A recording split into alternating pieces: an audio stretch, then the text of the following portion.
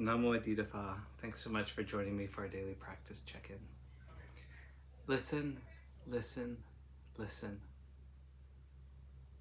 This wonderful sound calls us back to our true home.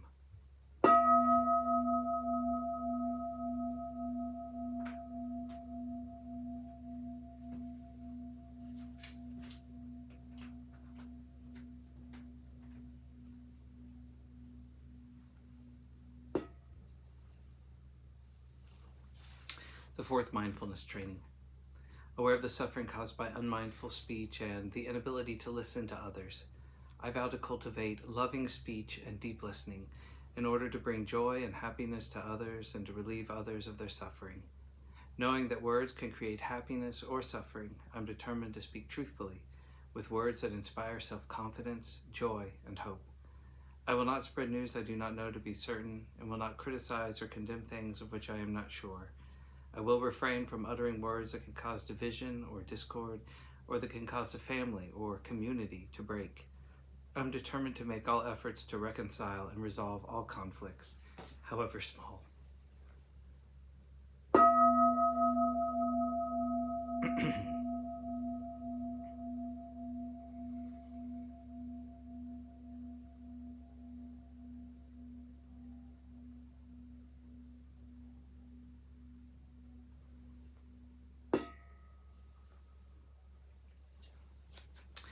For our Dharma lessons, we've been reading Taming the Monkey Mind, a guide to Pure Land practice.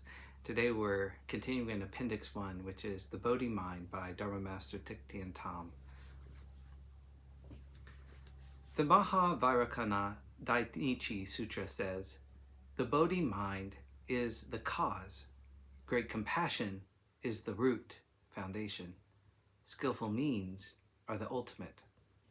For example, if a person is to travel far, he should first determine the goal of the trip, then understand its purpose, and lastly, choose such expedient means of locomotion as automobiles, ships, or planes to set out on his journey. It is the same for the cultivator.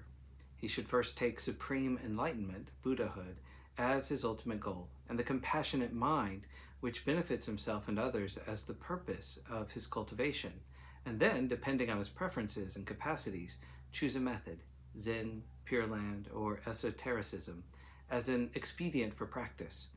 Expedients, or skillful means, refer in a broader sense to flexible wisdom adapted to circumstances, the application of all actions and practices, whether favorable or unfavorable, to the practice of the Bodhisattva way.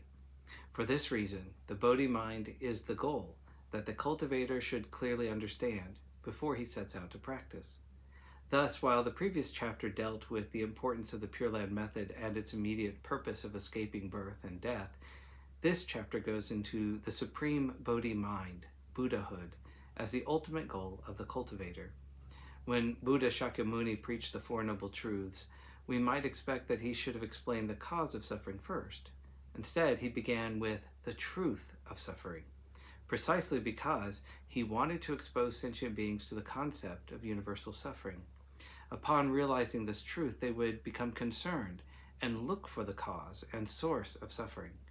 Likewise, this author, following the intent of the great sage, first brought up the Pure Land method of escaping birth and death as a most urgent matter, and will proceed next to discuss the Bodhi mind.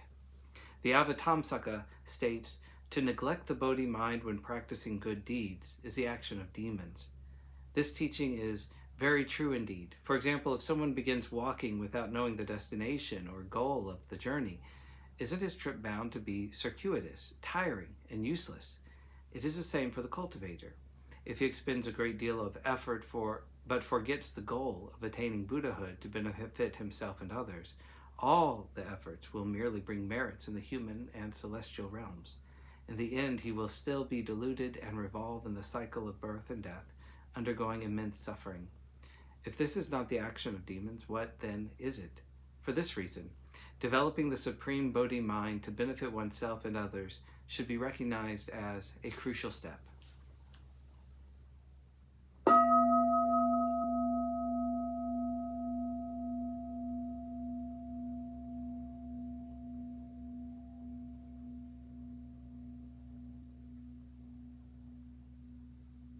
May all beings be well. May all beings be happy. May all beings be at peace. Namo Adita Phat. Thanks so much for joining me today.